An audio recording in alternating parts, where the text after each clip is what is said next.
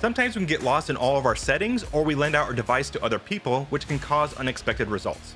I have found for the DMX4 the easiest solution can be restoring back to defaults. You can do this by first powering up your device.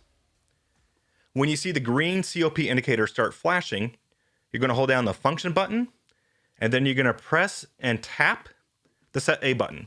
When you see all the indicators flash, you know that you have restored back to defaults, including changing your ID back to ID 0.